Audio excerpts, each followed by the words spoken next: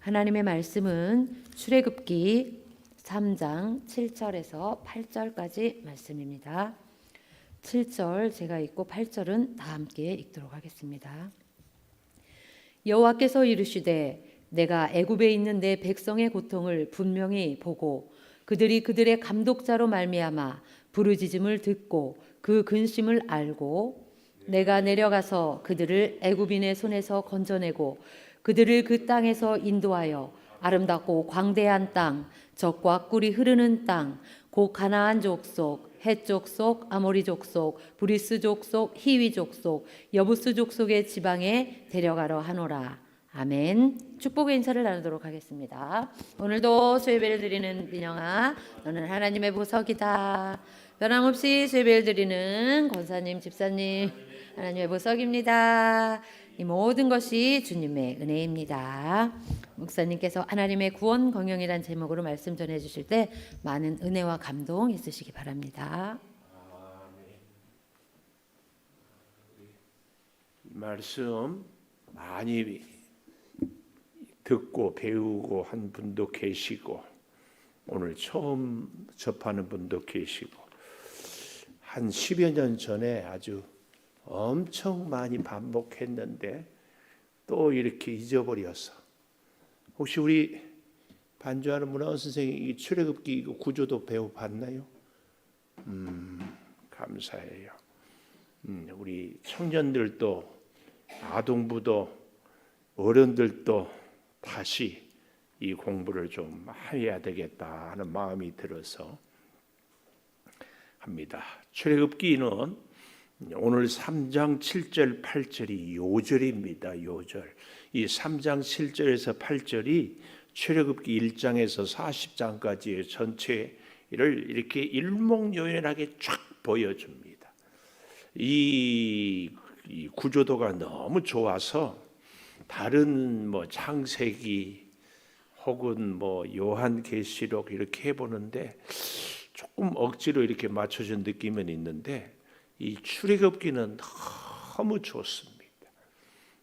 하나님의 구원을 어떻게 경영하고 이끌어가고 역사하시는가를 이렇게 잘 보여줍니다. 그래서 이 출애굽기는 우리 성도들이 예수 믿고 구원받고 하나님과 동행하며 사는 것을 정말 잘 보여줍니다.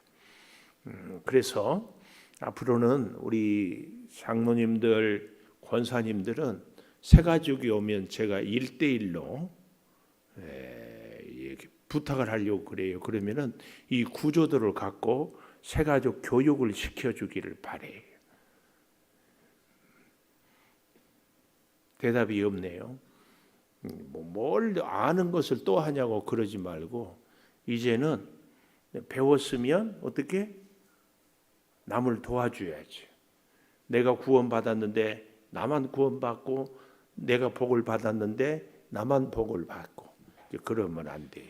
우리 청년들이 새가족이 오면 우리 목사님은 문화원 선생님한테 부탁을 해요.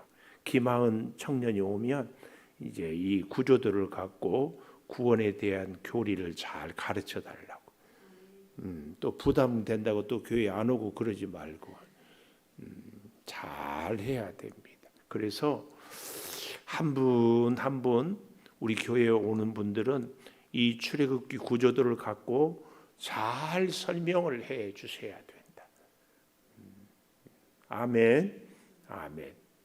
자, 출애굽기 3장 7절에서 8절을 보면 동사가 중요한 동사가 나옵니다. 부르짖음을 듣고 우리 도표 다 갖고 있죠? 동그라미 듣고에다가 동그라미 근심을 알고 동그라미 내가 내려가서 그들의 애굽인의 손에서 건져내고 인도하고 어떻게 해요? 데려가려 하노라 그래서요. 우리 출애굽기 성경을 1장을 좀 펴고 이렇게 잠깐 보십시다. 출애굽기 1장 1절에 보면 르우벤, 시몬 해가지고 톡 나오는데 8절에 출애굽기 1장 8절 요셉을 알지 못하는 새 왕이 일어나서 애굽을 다스려요. 이때는 그러니까 참 놀랍죠. 창세기에서 요셉이 애굽의 총리가 되잖아요. 노아의 세 아들이 있잖아요. 함, 셈, 야벳. 신기하게 요셉이 깜방에 갇혀 있을 때에 왕조가 바뀌어요. 우리로 말하면은 고려에서 조선으로 바뀌는 것처럼 애굽의 왕족이 함족에서 셈족으로 바뀌어요. 셈족으로 바뀌면서 꿈 해몽을 잘했던 요셉이 총리가 될 수 있어요. 그런데 여기 출애굽기 1장 8절에 요셉을 알지 못하는 새 왕이 일어났다 이 말은 다시 함족으로 어떻게 왕조가 바뀌었다 그 말이에요. 그러니까 요셉을 인정하지 않으니까 이스라엘 백성들을 굉장히 고통스럽게 한다 그 말입니다. 그런데 특별히 15절에 보면은 히브리 산파 시브라라 부하라는 사람에게 해산을 도울 때에 아들이 이겨든 죽여라 이런 이야기를 하게 합니다. 그런데 20절에 보니까 어때요? 하나님이 산파들에게 은혜를 베풀어요. 왜 은혜를 베풀었을까요? 이스라엘 아이들을 죽이지를 않고 살려줘요. 그러니까 은혜를 베풀어요. 그래서 21절 산파들은 하나님을 경외하였다 이렇게 얘기를 합니다. 그 가운데 2장 1절 레이 가족 중에 한 사람이 레이 여자에게 장가들어 임신하여 아들을 낳았는데 잘생긴 것을 보고 석 달 동안 숨겼으나 더 숨길 수 없어서 어떻게 해요? 바로의 딸이 되려다가 자 이런 일이 있어가지고 어떻게 해요? 모세가 그만 살인자가 되는 이런 끔찍한 일을 되게 되는 거죠. 그러니까 우리가 이걸 보면 알 수 있는 것이 뭐예요? 애굽에 사는 이스라엘 백성들이 굉장히 고통스러웠다. 사내 아이를 낳으면 다 죽여라. 그리고 굉장한 중노동을 하게 했습니다. 중노동을 하게 할 뿐만 아니라 그들은 목숨도 부지하기가 어려운 이런 굉장한 고난, 이것을 출애굽기 오늘 3장 7절 8절에 보니까 7절 애굽에 있는 내 백성의 고통을 분명히 보고 하나님은 우리의 고난을 잘 보고 계셔요. 보고 계셔. 그리고 부르짖음을 신음소리를 듣고 그리고 그들의 근심, 야 이러다 우리 다 죽겠다. 근심을 알고 그래서요 출애굽기 1장 2장의 주제는 우리 표에 보면 고난 그랬습니다. 고난. 그런데 우리 그 도표를 저를 보지 말고 방송실 도표를 좀 띄워 보십시오. 예. 이 도표에 보면 요절 데려가려 하노라 하고 노란 바탕에 은혜 써 있죠, 여러분. 은혜. 이 은혜는 12장까지 화살표가 아가페 하나님, 전능의 하나님 해가지고 위에서 아래로 화살표가 그려진 것은 뭐예요? 애굽에서 10가지 재앙을 베풀 때 6월절에 양을 잡을 때까지 이스라엘 백성들은 하나님의 말씀에 순종하는 것이 거의 없어요. 하나도. 그래도 하나님이 그들을 10가지 기적으로 다 살려주고 그저 양 잡고 피를 바르기만 했는데 어떤 죄인도 다 살려주고 이런 하나님을 아가페의 하나님, 우리 도표에 나와 있죠. 아가페의 하나님, 그리고 전능의 하나님이 하나님께서 우리의 삶을 그냥 일방적으로 보호해 주시고 도와주시고 소원을 들어주시는, 그래서 화살표가 밑으로만 이렇게 돼 있다. 여기까지가 구원 받기까지. 그래서 1장 2장은 예수 믿기 이전에 우리들의 모습이 얼마나 신음하고 고통스럽고 힘든가? 그래서 이스라엘 백성들이 애굽에서 어때요? 부르짖어요. 그 부르짖음을 하나님은 듣고 고통을 눈을 부릅뜨고 보고 그들의 고민을 알고, 그래서 출애굽기 1장 2장은 여기 도표에 보니까 뭐라고 나왔어요? 보고 듣고 알고, 보고 듣고 알고.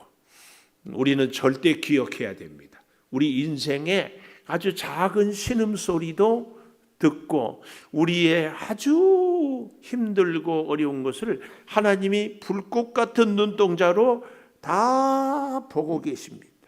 보고 듣고 그리고 우리의 근심을 알아요. 아멘. 보고 듣고 알고 우리의 고난을 보고 듣고 알고, 아멘, 아멘.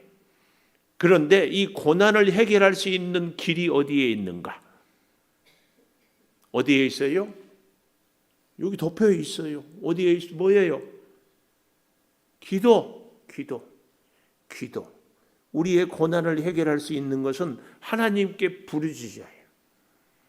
하나님, 우리가 사내 아이는 다 죽입니다. 바로가. 하나님, 우리의 중노동이 너무 힘듭니다.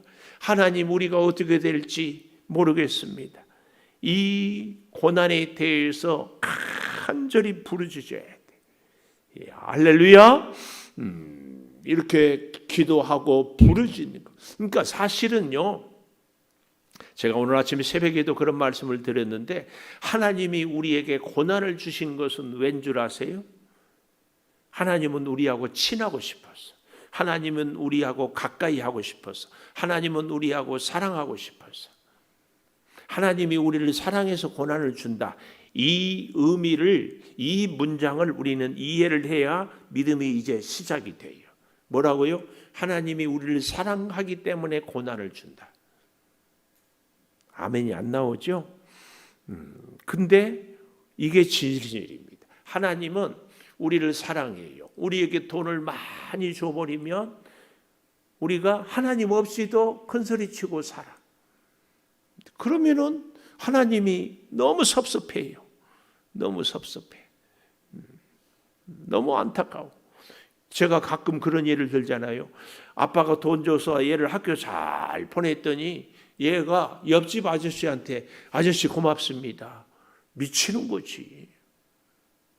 하나님이 은혜를 주셔서 우리를 살게 했더니 우상을 섬긴다. 말이 안 되지. 그래서 하나님은 우리로 하여금 하나님을 바라보게 고난을 주어요. 하나님께 부르짖으라고 고난을 줘요. 하나님에게 우리가 도우심 아니면 살 수 없도록 고난을 줘요. 그래서 기도를 하는 겁니다. 우리의 고난에 대해서 우리가 기도를 하면 하나님께서 그 다음 3장에서 11장 뭐예요? 은혜를 줘요. 근데 그 은혜는 어떻게 은혜를 준다고요? 사람을 통해서. 사람 누구예요? 출애굽기는 모세. 이걸 하나님이 내려오는데, 하나님이 내려오면 우리는 잘 알아듣지를 못해요. 하나님이 보이지도 않고 하나님의 말씀을 알아듣지도 못하고, 그래서 하나님이 모세를 떨기나무 가운데서 불러서 모세에게 신을 벗으라고 그래요. 이 말은 무슨 말이에요? 모세는 하나님의 종으로 이스라엘 백성들에게 보내는 겁니다. 그래서 모세는 자기 하고 싶은 대로 자기 뜻대로 살지 않고 하나님이 시키는 대로, 하나님의 명령대로 그 모세를 통하여 하나님은 이스라엘 백성들에게 은혜를 주셔요. 그래서 진짜 하나님을 잘 믿고 사는 사람은 자기 마음대로 못 사는 사람이에요. 그리고요, 진짜 하나님을 잘 믿는 사람은 내 주변의 사람들에게 은혜를 주는 사람이에요. 그래서요, 진짜 우리가 여기서 잘 알아야 될 것이 내 주변에 있는 사람들하고 잘 지내야 하나님의 음성을 듣고 하나님의 은혜를 덧입고 하나님과 함께 살 수 있어요. 하나님이 그 사람을 통해서 나한테 은혜를 주신다니까요. 이건 잘 기억해야 돼요. 아니 심지어는요, 내 마음에 안 드는 사람들이 있잖아요. 그 사람을 통해서 내가 하나님의 뜻을 깨닫게 되고 나를 보게 되고 겸손하게 되고 하나님을 의지하게 돼요. 이것이 광야 5단계 훈련 아니에요. 그거 참 신기합니다. 내 마음에 들은 사람만 하나님이 보낸 사람이 아니고 나를 힘들게 하고 내 마음에 안 든 사람도 하나님이 보낸 사람이다. 꼭 기억하십시오. 하나님의 은혜는 하나님의 사람을 통하여, 하나님의 사람은 내 마음에 드는 사람만이 아니라니까. 사실은 요즘에 우리가 민수기를 보지만은 이스라엘 백성들과 모세가 얼마나 갈등이 많아요. 이스라엘 백성들은 모세를 막 돌로 치려고도 하고 모세한테 대적하기도 하고 막 모세를 사람 취급도 안 해요. 근데 누가 문제예요? 백성들의 문제지. 내 마음에 안 든 사람이요, 사실은 하나님은 그 사람이 더 가까울 수 있어요. 사실은 그 사람이 하나님의 뜻에 합당할 수 있어요. 근데 나는 내가 옳다고 생각하거든. 요 단계, 고난을 극복하려면 기도를 하면 은혜를 주는데 그 은혜는 누구를 통해서? 누구를 통해서? 사람을 통해서. 사람을 통해서. 그래서 잘 봐야 돼요. 주변에 있는 사람이 하나님의 사람이다. 하나님의 사람. 이걸 꼭 기억해야 됩니다. 사람 목자를 통해서. 하나님은 모세를 애굽의 왕실에서 40년 훈련시키면서 문무를 겸비했습니다. 그러나 그때 쓰지 않았어요. 우리는 젊고 능력 있고 잘 배우고 힘 있을 때 주의 일 하게 해요. 근데 하나님은 우리를 힘을 빼요. 이걸 뭐 일본 말로 후카시를 뺀다고 그러던가. 이 빼요. 개구리가 아기 개구리가 황소를 보고 와서 엄청 크다고 하니까 엄마 개구리가 바람에 이렇게 배에다 바람을 넣잖아요. 오늘 아침에 우리 사무실 앞에 이렇게 두꺼비가 한 마리 있더라고. 이야, 두꺼비는 세상 사람들은 복덩어리라고 그랬죠.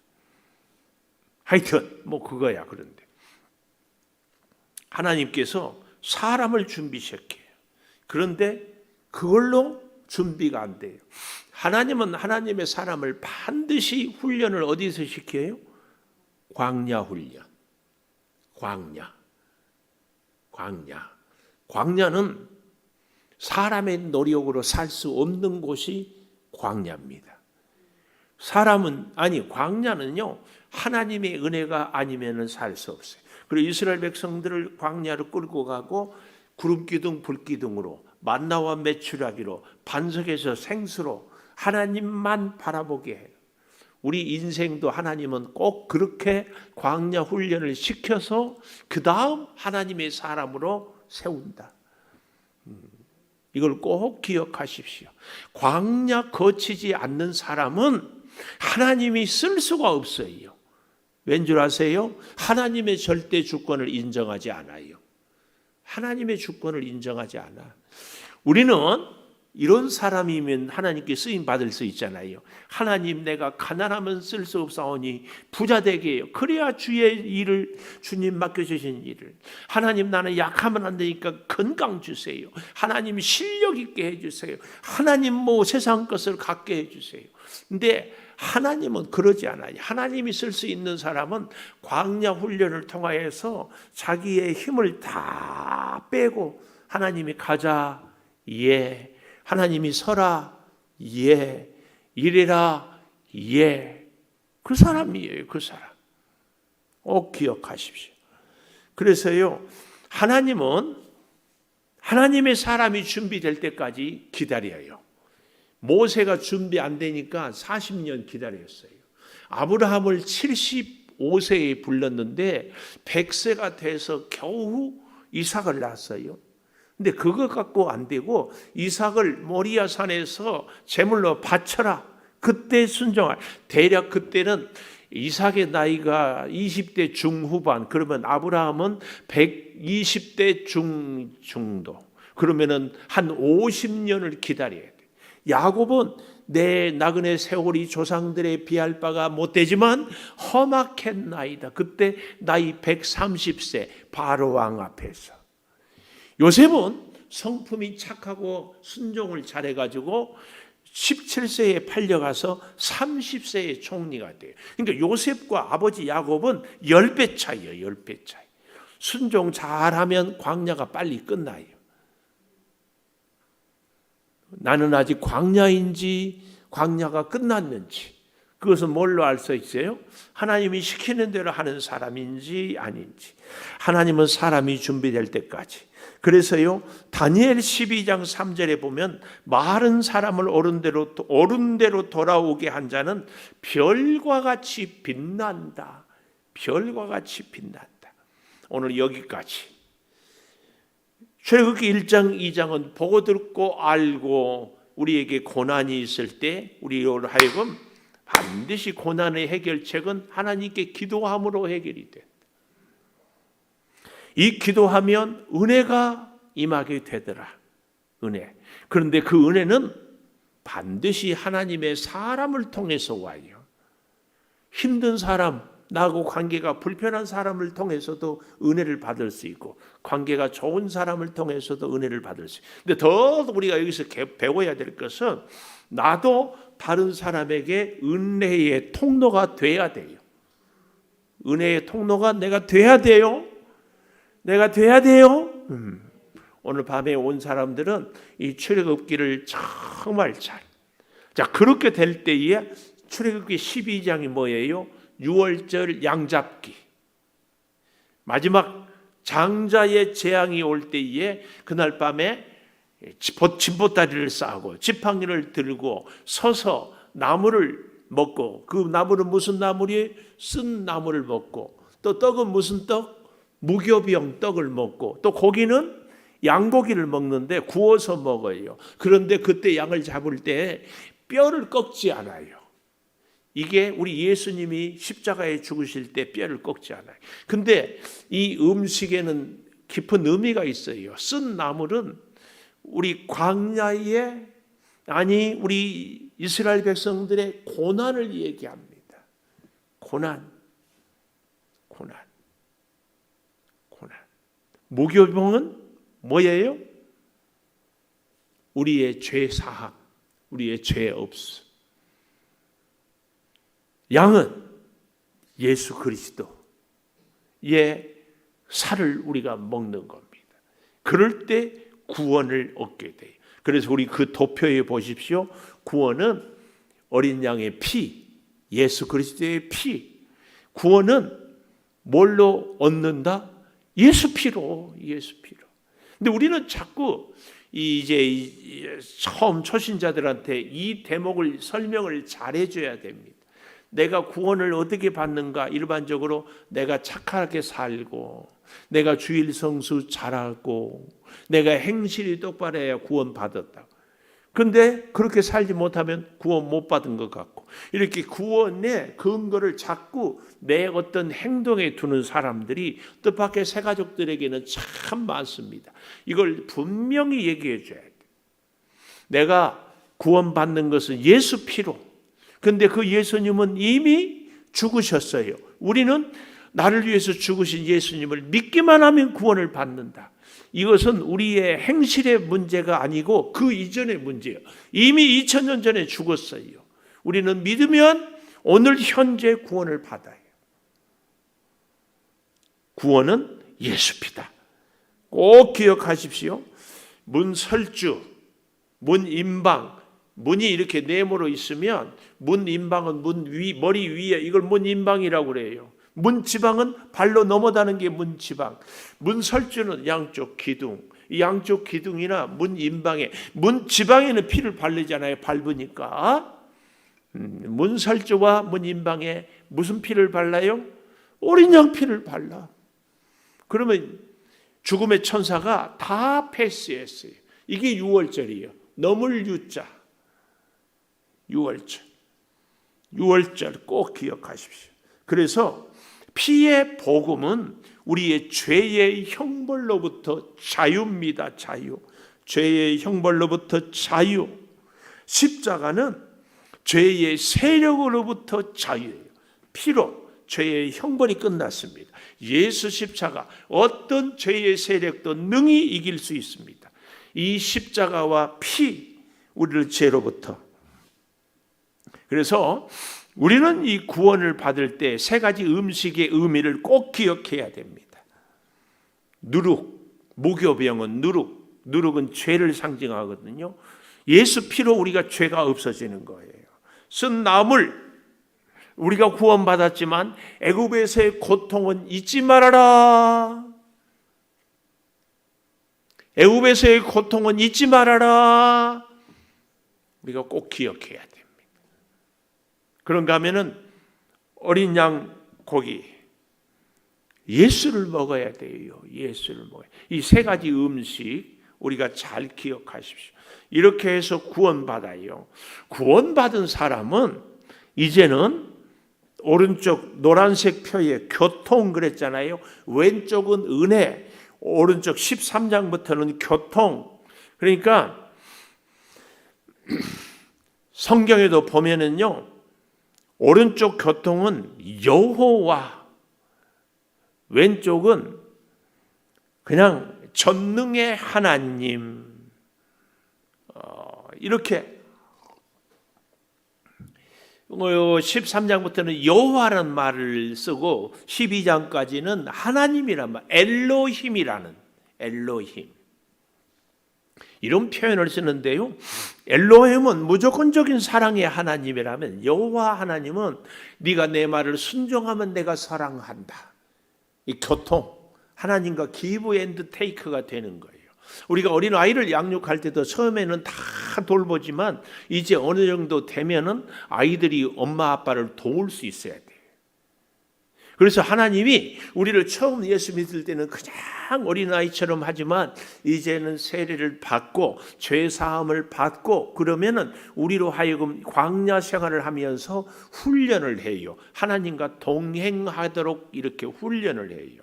그 훈련을 하는데 첫 번째가 뭘 해요? 세례입니다. 세례. 세례 교육, 요 대목에서도 새가족들한테 세례 교육을 잘 설명을 해야 됩니다. 이 13장, 14장에 보면은요, 세례, 신앙의 오리엔테이션입니다. 저는 세례를 예수님과 우리가 결혼이라는 얘기를 늘 써요.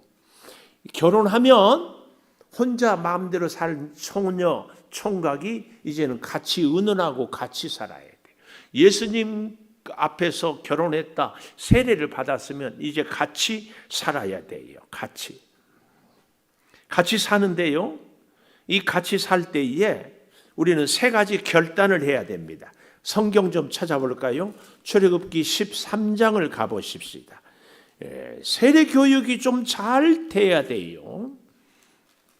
제가 우리 교회 식구들에게 간단히 설명을 하는데, 세례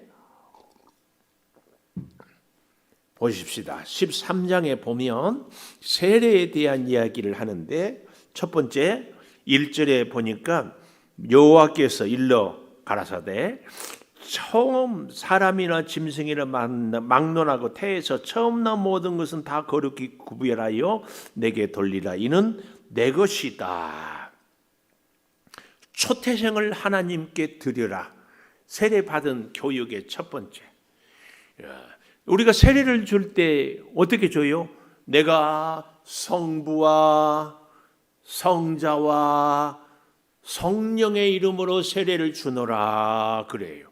그러니까 성부는 하나님과 나와의 관계를 얘기하는데, 하나님에게는 우리의 모든 것의 초태생을, 애굽에서 장자는 왕궁으로부터 저 하인, 아니 짐승까지 다 죽였잖아요. 그때 이스라엘 백성은 살렸어요.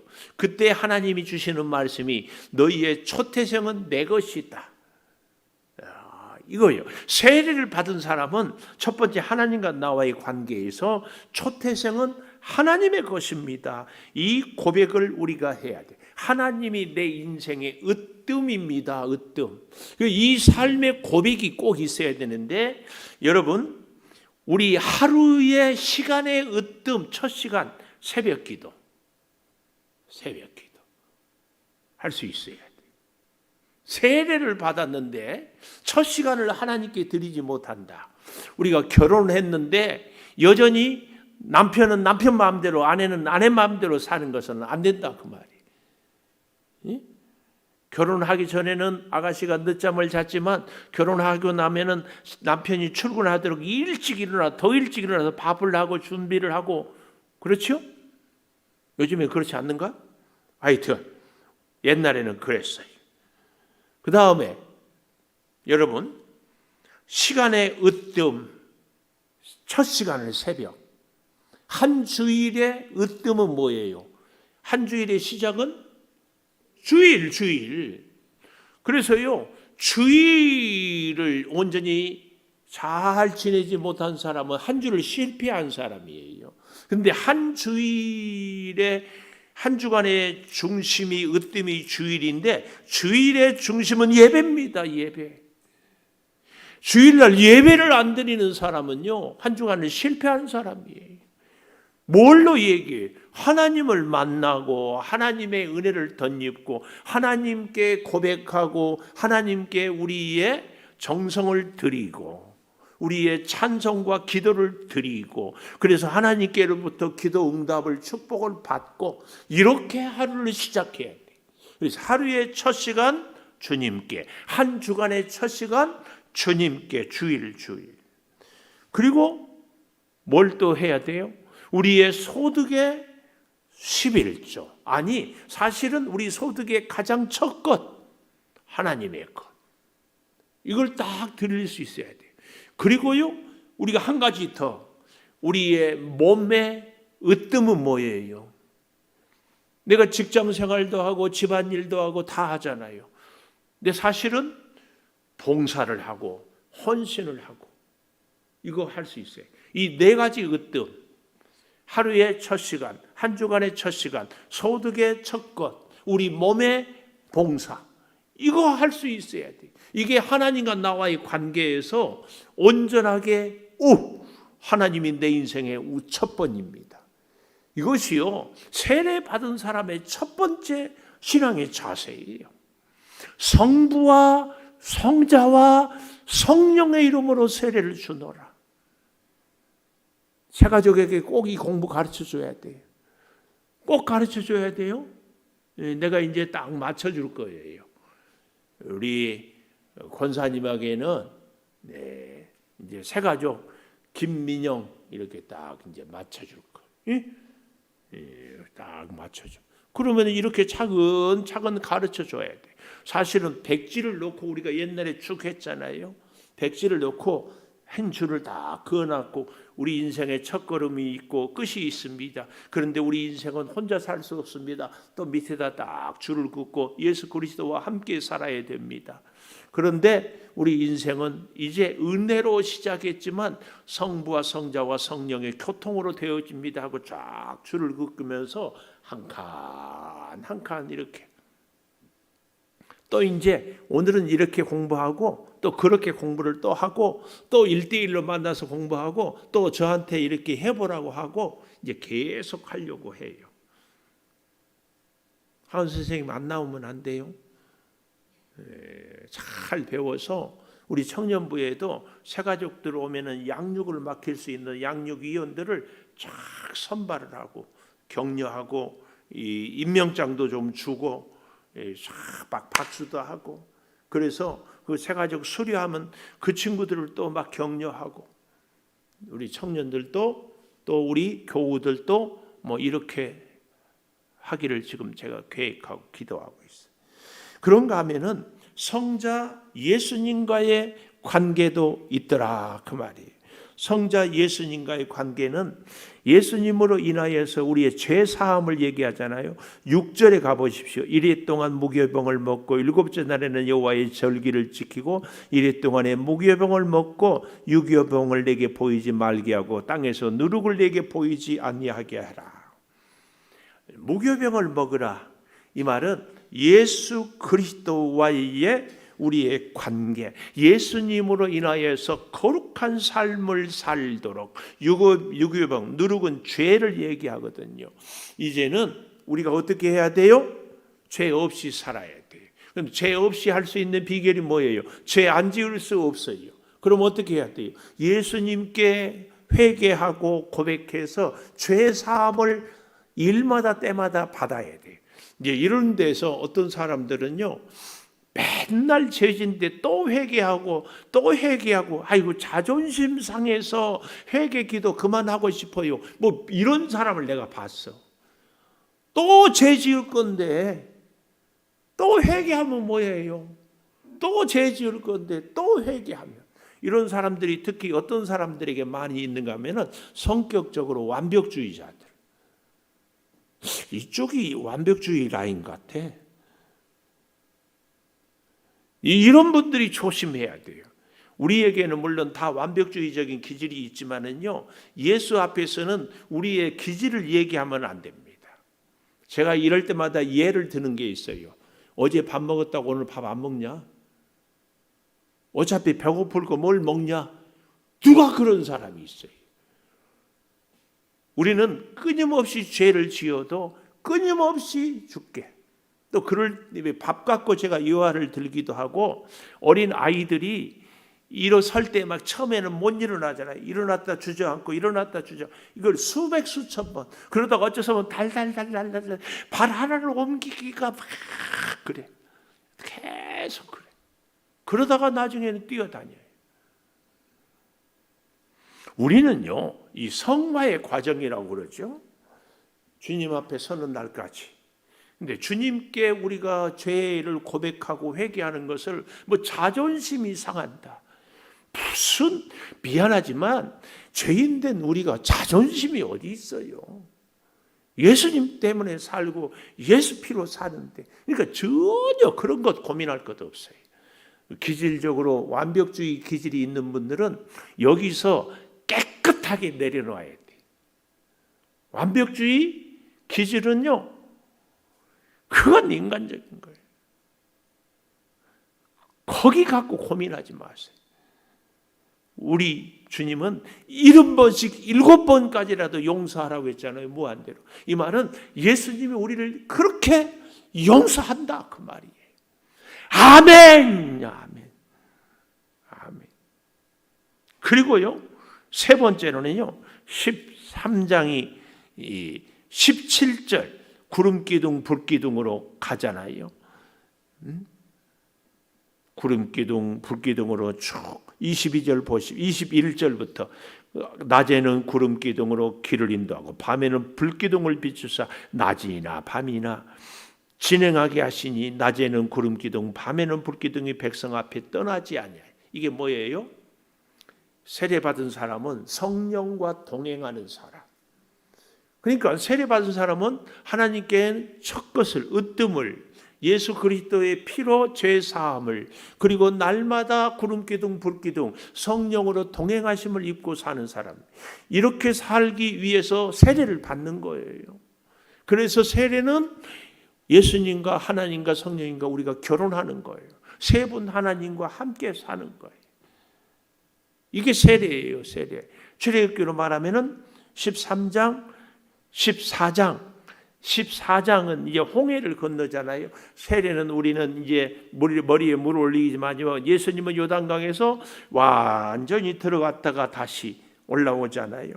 고린도전서 10장 1절 2절 한번 보십시다. 고린도전서 10장 1절 2절.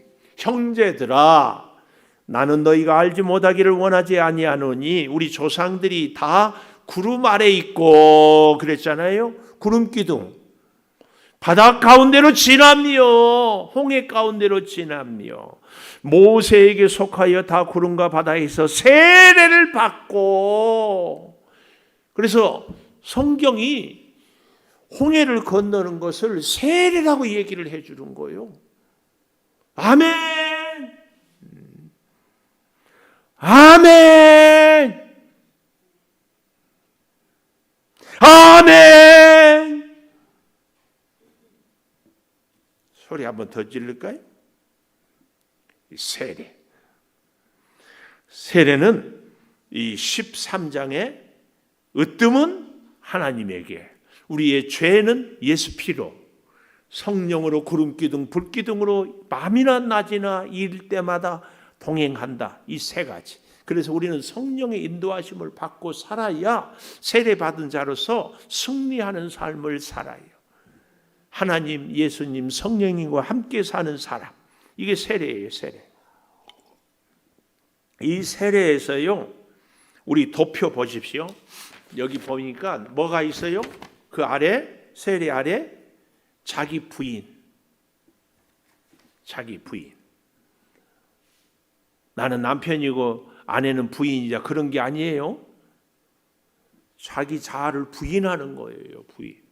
자아를 부인하고 하나님이 내 인생의 으뜸이고 예수 피로 내가 죄 사함을 받고 성령으로 내가 동행하심을 입습니다. 그래서요, 자꾸 얘기하잖아요. 결혼하면은 남편이 자기 혼자, 아내가 자기 마음대로 아니라니까. 같이. 근데 우리 인생은 이제 세례 받고 나면 내 생각, 내 경험, 내 지식을 부인하고 하나님의 뜻, 하나님이 내 하루의 일생의 한 주의 으뜸, 내 모든 죄를 예수 그리스도의 보혈의 피로 죄 사함, 이거 해결 안 되면은요, 마귀한테 자꾸 넘어집니다. 마귀는 우리를 자꾸 참소해요. 참소, 고발해. 야, 너 같은 것이 무슨 예수를 믿는다고 그래? 야, 너 같은 것이 무슨 하나님의 일을 하느냐? 야, 사람들이 다 웃는다. 자꾸 그래요. 근데 우리가 예수 피로 죄사함을 받은 사람은 사탄이 그렇게 참소해도 예수 십자가로 나는 죄사함을 받은 사람.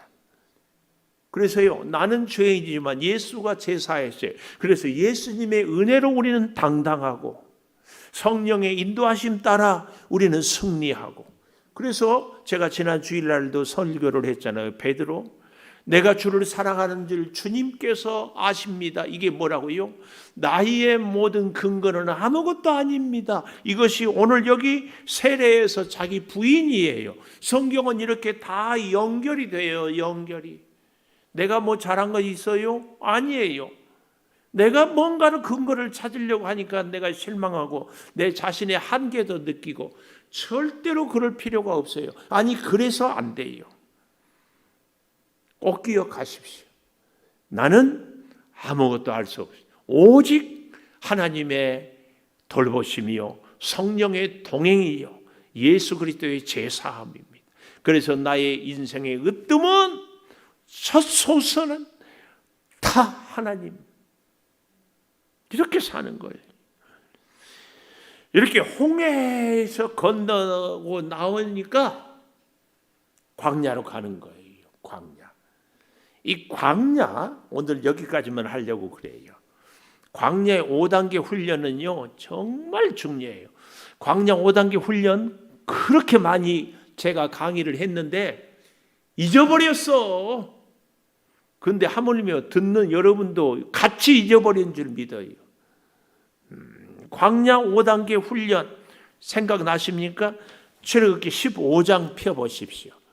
출애굽기 15장 보면은 홍해를 건너고 모세가 막 노래를, 찬송을 불러요. 그리고 19장 이하에 보면 미리암이 또한 찬송을 내. 홍해를 건너서니 얼마나 감사하겠어요. 그런데 그 감격과 기쁨이 가시기도 전에 15장 22절 모세가 홍해에서 이스라엘 인도하며 그들이 나와서 수르 광야에 들어가서 거기서 사흘 길을 걸었으나 물을 얻지 못하고 마라에 가니까 마라에 물이 있어서 먹을 줄 못하니까 24절 원망이란 말 나오잖아요. 민수기에 제일 많이 나온 단어, 출애굽기도 원망이에요. 뭐라고요? 마실 물이 없어요. 그래서 여호와께 부르짖어요. 하여튼 고난이 있으면 부르짖어요. 그랬더니 어떻게 해요? 한 나무를 가리키니 물을 던지니 달게 되었다. 이게 영적인 의미가 있어요. 마라의 쓴물. 우리가 홍해를 건넜으니까 이야, 이제는 우리가 문제없이 살다. 우리가 예수 믿고 세례 받고 이제는 구원의 감격이 있을 때 이제는 탄탄대로 푸른 신호등 아우토반 내 인생이 확 열릴 줄 아는데 그때 광야로 들어가. 아셨어요? 그때 광야로 간다니까. 수루 광야 뭐예요? 쓴물. 예수를 믿으면요, 광야의 5단계 첫 번째가 뭐예요? 기대가 무너져요. 기대가 무너져. 반드시 하나님은 우리를 기대가 무너지게 합니다. 꼭 기억하십시오. 하나님에 대한 기대도 무너지고, 내 인생에 대한 기대도 무너지고, 나의 가까이 있는 사람들에 대한 기대도 무너지고, 여기 서 있는 목사에 대한 기대도 무너져요. 사랑한 사람에 대한 기대도 무너져. 하나님은 철저하게 우리의 기대를 무너지게 합니다. 배신의 아픔을 겪게 해요. 그래서 어떻게 해요? 하나님만 보게 하는 겁니다. 여기서 한 나무를 던지는 것은요, 예수 십자가를 얘기합니다. 그래서 우리의 기대가 무너질 때 해결책은 뭐냐? 십자가를 경험하는 겁니다. 십자가. 얼마나 힘들어요. 할 수만 있으면 이 잔을 내게서 지나가게 하옵소서. 그러나 나의 원대로 마옵시고 아버지의 원대로 하옵소서. 십자가를 경험해야 돼요. 그래야 그 기대가 무너진 것을 극복할 수 있어요. 왜 기대가 무너졌는데 거기서 다 넘어지고 믿음을 잃어버립니까? 십자가를 싫어해. 그리고 이 부활의 영광만 얻기를 원해요. 십자가 없는 영광 없고, 십자가의 죽음, 못 박힌 것 없이 부활 없어요. 그런데 우리는 이 십자가를 싫어해. 십자가 없이 부활, 십자가 없이 영광. 그러니까 이 시험에서 계속 깨지는 거예요. 아따, 참말로. 뭐 아멘도 안 하고 반응도 없고 뭐도 없고. 그런가 하면은 두 번째 놀라운 거죠. 16장에 이렇게 쭉 보면은 먹을 것이 없어요. 먹을 것이 없어. 그래서 3절 보십시오. 2절부터 볼까요? 이스라엘 자손 온 회중이 광야에서 모세와 아론을 원망해요. 3절. 이스라엘 자손이 그들에게 이르되 우리가 애굽 땅에서 고기 가마 곁에 앉아있던 때와 떡을 배불리 먹던 때에 여호와의 손에 죽었더라면 좋았을 것을 너희가 이 광야를 우리를 인도해 내어 이 온 회중이 줄여 죽게 하는 것. 이 웃겨요. 지들이 무슨 고기 가마 곁에 있어서 벽돌 굽는다고 쫄쫄 굶고 힘들기 어려운. 하여튼 사람들은요 이렇게 간사해. 다 과거의 추억은 아름답게 생각해. 그때가 좋았지. 얼마나 기가 막힌지 몰라요. 여러분, 예수를 믿으면 광야 1단계 기대가 무너져요. 두 번째는 뭐예요? 먹고 사는 문제, 일용할 양식 때문에. 이 기가 막혀요. 이 일용할 양식의 문제를 해결할 수 있는 것이 뭐예요? 하늘 만나를 먹고 살아야 돼요. 하나님이 주시는 것으로. 특히 우리 목회자들한테 이 훈련을 꼭 시킵니다. 하늘 양식, 하늘 만나 아니면 나는 굶고 하늘 만나러 주시면 먹고 이 과정을 꼭 거쳐야 돼요. 그래야 기도하고 하나님을 의지해요. 이 광야를 거치게 해요. 나의 인생의 공급자는 하나님입니다. 이 사실입니다. 1단계는 기대가 무너지고 2단계는 의식주의 문제가 우리에게 딱 걸리고 세 번째 단계는요. 물이 없어 르비딤 사막에서 막 고통하고 힘들어 하거든요. 17장에 가보면은 이스라엘 자손의 온 회중이 여호와의 명령대로 신광야에 떠나 노정대로 르비딤의 작물 백성이 마실 물이 없다. 백성이 모세와 다투어 이르되 우리에게 물을 주어 마시게 하라.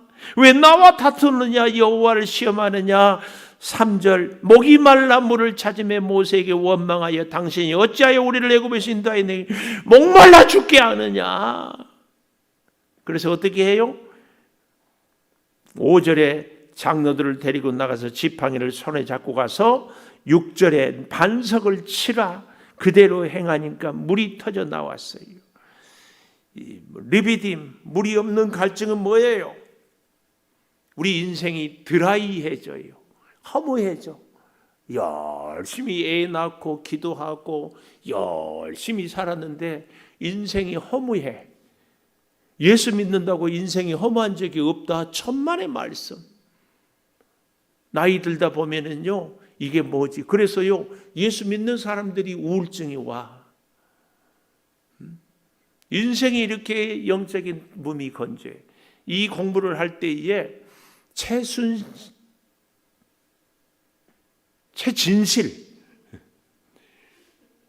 탤런트가 자살했어. 예수 믿었어요. 근데 그 댓글이나 이런데 인생이 너무 허무해. 우리가 그런 단계가 있어요. 인생이 허무해. 그때는 오늘 여기 17장에 반석을 치라고 그랬잖아요. 반석을 치라. 이 말은 반석은 예수예요. 예수님을 깊이 경험해라. 이 말이 무슨 말이에요? 금식하든지 철야를 하든지 깊은 기도를 경험해야 인생의 허무함을 극복할 수 있어요. 이거 안 되면 안 됩니다. 반석에서 생수가 나올 때까지 기도하고 기도해라. 그리고요, 네 번째 단계는 17장 8절에 아말렉과 싸움. 이게 뭐예요? 우리 아말렉에 대한 싸움은 영적인 의미로 사람 원수. 사람이 힘들어요. 우리 창조교회 다니는데요, 창조교회 다닌 사람이 나를 힘들게 해. 미치겠어요. 네? 아니, 나를 제일 도와줘야 될 사람이 나를 힘들게 해. 그리고는 사랑한다고 그래. 그리고는 같이 하나님 일하자고 그래. 그리고는 나를 힘들게 해. 아말렉, 사람 원수입니다. 근데요, 다시 복습해 볼까요? 1단계 뭐였어요? 기대가 무너져. 2단계 의식주의 문제. 3단계 영적으로 드라이해져. 4단계 지금 이거 사람이 원수. 근데 이것이 차근차근 오기도 하지만 사람이 미웠다가 갑자기 먹고 사는 문제가 힘들었다가 인생이 허무했다가 이것이 막 뒤죽박죽 왔다 갔다 해요. 이것이 끝난 것 같아? 아니에요. 또 와요. 이게요, 왔다리 갔다리 합니다. 마지막 단계